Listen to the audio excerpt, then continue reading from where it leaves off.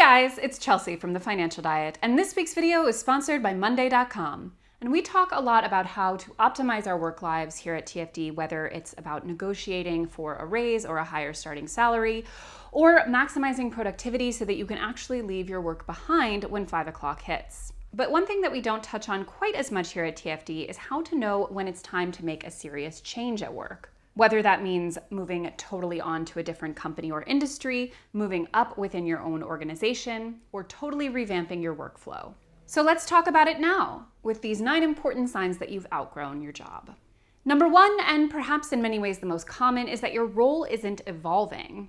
It is fair to expect your role to evolve over time, especially if you're someone who proves capable of self-managing and more than handling all of your responsibilities. But sometimes in an organization, there simply isn't anywhere for you to move up, or your managers will intentionally keep you in a position because you are so good at it. And if they don't know that you're interested in moving up the ladder in any capacity, they may not be particularly motivated to see that you do. If you don't feel comfortable staying long-term in the exact role and workflow you're currently in, you need to make sure that that's known to at least give the opportunity to those who are in charge to help you move up to the role that's right for you, or at least to make sure that your current role is evolving with your skills and proficiencies.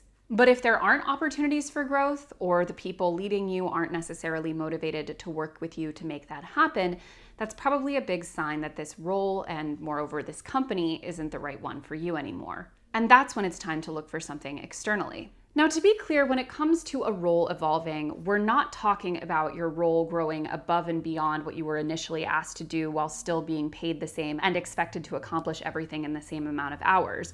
That in and of itself is a big problem, which we'll get into in some later points. I'm talking about doing an excellent job at a given role year after year and not seeing yourself move up in any capacity, or at least seeing the role be expanded and its compensation adjusted to accommodate what you're doing with it. Number 2 is that your workflow isn't thoughtful or intuitive. Sometimes outgrowing your job means noticing the parts of your day and your workflow that are harder than they need to be. If you're constantly unsure of what you personally are responsible for, or are waiting on deliverables from other people, or have no consistent way to organize your work, it's time to put some workflow management in place. And that's where Monday.com WorkOS comes in. If you're looking to make your own workflow more effective and more transparent, Monday.com WorkOS is the perfect platform for every field, including product management, marketing teams, sales and CRM, software development, and more. It's totally flexible, where you can easily create or customize any solutions your team needs to run any aspect of your work. Our COO, Annie, finds it very useful for managing all of TFD's different accounts. As you can see, her dashboard is customized for the project she's working on, which you can do with yours. It simplifies planning, collaborating, and organizing across different teams and hierarchies. And with all your work in one place, Monday.com ensures that you never forget a deadline or have to find key details for a project lost in a lengthy email thread. With every team member's work out in the open, it's always clear who's responsible for what, eliminating confusion in your workday. So click the link in our description and access our customizable habit tracking template on Monday.com and take better control of your work life today. Number 3 is that you've taken on the bulk of your boss's responsibilities. Now, this is sort of in contrast to point 1, wherein your role is incredibly stagnant and repetitive and not evolving or eventually moving up in terms of your various skills and competencies. This is when your job is evolving, frankly, too much in becoming essentially your boss's job on top of your own. You've probably heard from bosses and CEOs and linked influencers and all of that sort of motley crew of individuals about things like optimizing your workflow, i.e. optimizing your workflow via offloading an enormous amount of your tasks and responsibilities onto some unpaid assistant. Check out the cringy Twitter thread in our description where a CEO makes the mistake of describing just that in detail and gets flamed to all hell by anyone with any sense of decency. Now, yes, a lot of more junior roles can and do require a lot of interface and reporting to a manager. But if you feel that your job has crossed the line into simply absorbing a lot of your manager's tasks or responsibilities, that's a really bad sign. Using that awful thread where that CEO talks about everything she pawned off onto her assistant who doesn't even live in the country, so who knows what kind of work/labor regulations are going on there. It's easy to pick out in examples like that what are things that are obviously meant for the position in question. Things like managing a CEO's inbox is a good example of something that is expected for an assistant. But acting as a sales lead, for example, is not. If it sounds familiar to you that you're constantly seeing your work grow to include all of the work your boss should be doing, that's a big red flag that not only have you outgrown your role, but you might be in a bit of a toxic work environment. And a good thing to remember if you are looking to move out to a new job after an experience like this is when you're looking for your next job, don't base your search entirely on the title you had before. Remember the fact that you were constantly working above and beyond that title, and look to things that are more suited to the way above and beyond experience you were having before. Now, number 4 is more lateral, and that's just that you've absorbed someone else's work. Now, it's one thing and arguably more difficult to navigate when it's your direct boss's work that's been unloaded onto you slowly over time. But another big problem that people often face at their job is employers not hiring when they need to. So often, you can absorb the work of another employee who has quit or been laid off or simply hasn't been hired yet. If you find yourself simply not able to get all of your work done in the allotted time, and notice that a lot of the work you're being asked to do goes well above and beyond what was in your initial job description, that is a clear sign that your company is understaffed. And if you do want to stay at this job, it is one of the best possible times to talk about a title change and/or a salary increase. Because not only have you clearly earned it, but obviously your employers are a bit over a barrel in terms of being understaffed. But if either you're not ready to have that conversation or they're not ready to increase anything about your compensation, you have to be very candid with your employers about what you can and can't do. Try this script from the advice blogger Ask a Manager. I can do A and B, but not C. Or if C is really important, I would want to move A off my plate to make room for it. Alternatively, I can act as an advisor to Jane on C, but I can't do the work of C myself if I'm also doing A and B. As long as you're transparent about what you can and can't do, that is the most that any employer can ask of you. It's up to them to figure out how to make it work.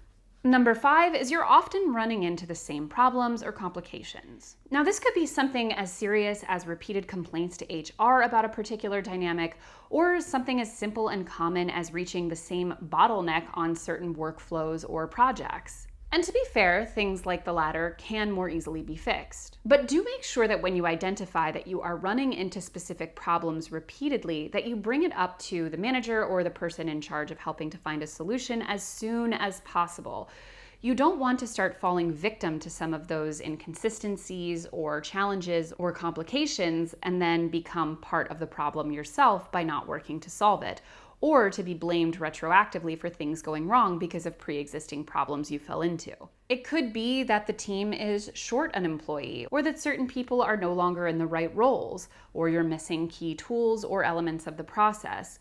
No matter what it is, though, it's important to remember that a problem will happen now and again, but the same problems happening over and over again is not a good sign for the dynamic. And do remember that in almost every job, one of the elements that distinguishes any employee above and beyond is the ability to recognize problems and find, or at least help find, proactive solutions to them before others do. If you can manage to find and solve a problem before your manager has to get involved, that's an even bigger win.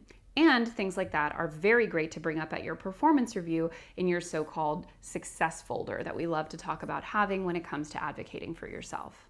Number 6 is that you constantly have free time during work hours. Now, there's a difference between being happy and not overstressed at a job and being bored out of your mind. If you find yourself coasting, that is a sign that the job is A, no longer fulfilling to you, and B, is likely not to change unless you take an initiative.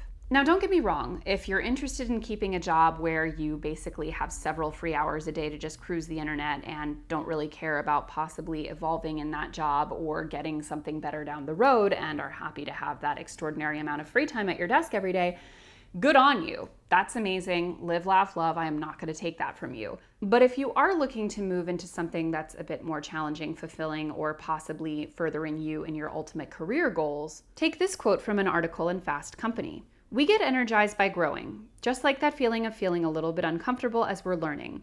And if we find that we're just coasting through the job and we're not really being stretched, then we probably have captured what the job has to offer in terms of knowledge, competencies, and skills.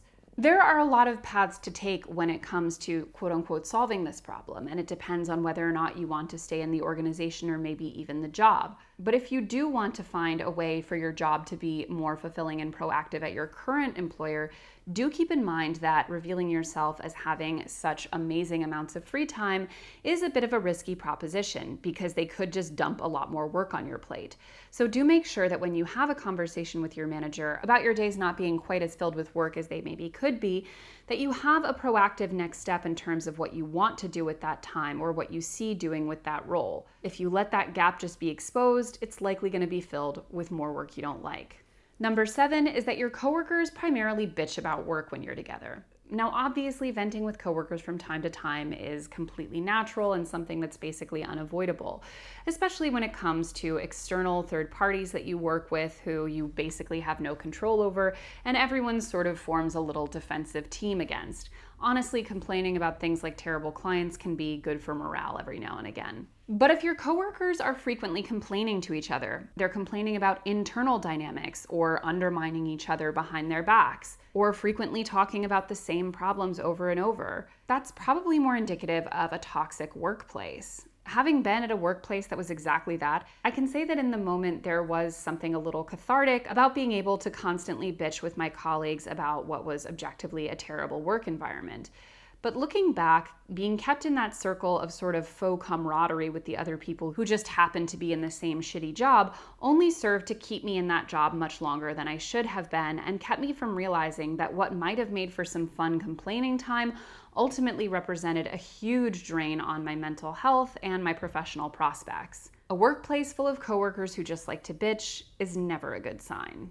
Number 8 is that your ideas are frequently shot down. If you're getting used to frequently expending mental and emotional energy on ideas that just continually get shot down, it's probably worth asking yourself why. And in general, there are really 2 possibilities. Either the ideas that you're bringing to the table are not valuable or well thought out, in which case there might be a big discrepancy between the role you're in and the role you're suited for, or the kind of information that you're receiving on the job. Or it could be that you have employers or colleagues who are just simply not interested in your ideas, whether it's yours or someone else's. There are frequently a lot of employers who are simply resistant to change and approach a path of least possible resistance to basically everything, meaning that anyone who even attempts to improve a system or rethink a workflow is going to be ostracized or at best ignored. If you're the kind of person who thinks critically about how to improve the work that you're in and how to do various elements of that work in a smarter and more effective way, and that is frequently getting shot down, it's time to ask yourself why that might be and consider that you might want to move toward an organization or at least a role within your organization where that kind of idea having is rewarded and appreciated. Number 9 is a bit of a controversial one maybe, but one that I think also deserves mention, and that is that you feel a little too emotionally attached to your work. Now, it is important to be invested in doing a good job in the work that you do, and caring about the product, and wanting to treat the people that you work with in a kind and empathetic manner. Showing a level of care is important, and not showing a level of care with either what you do or who you work with is going to be a big red flag for any employer. But if you find yourself a little too invested in the job, meaning things like you're not able to emotionally or mentally disconnect at the end of the day, or you're frequently finding yourself getting very worked up about things over which you may not have control, or you're constantly working beyond hours that you're required to in order to either get ahead or soothe your own anxiety, that is a sign that whether externally imposed or simply from your own perspective, you are just a little bit too involved emotionally in your work. Having a work-life balance is incredibly important, and when you are able to keep those firm boundaries around what is work and what is personal time, that still allows for a very high level of care in your work and arguably allows you to be better positioned to actually demonstrate that care through very high quality work and communication. We're often inundated with these maxims about loving what you do, and it's true that deriving passion and fulfillment from your work is a great thing if possible. But let's be clear, your coworkers are not your family, and honestly, employers who use that sort of language are a bit of a red flag. And being overly emotionally invested in your work to the point that it blurs your boundaries is not a sign that you love your job. It's a sign that you have trouble keeping boundaries. And whether it's the employer who is fostering this environment, the job itself, which is overwhelming and causing an anxiety loop, or simply your own habits with regards to this job, it's time to rethink your role within the organization and possibly the organization itself. Because although it can be a bit addictive to be in a job that you feel so overly dedicated to, it's ultimately not sustainable and can lead easily to things like burnout. Ultimately, I think it's fair to say that you shouldn't love your job. Liking it a lot is good, but I wouldn't go much past that. And no matter where you are in your current role, if you are looking to improve your workflow and productivity, I highly recommend you click the link in our description to access our customizable habit tracking template on Monday.com and take better control of your work life today. And as always, guys, thank you for watching, and don't forget to hit the subscribe button and to come back every Monday, Tuesday, and Thursday for new and awesome videos. Goodbye!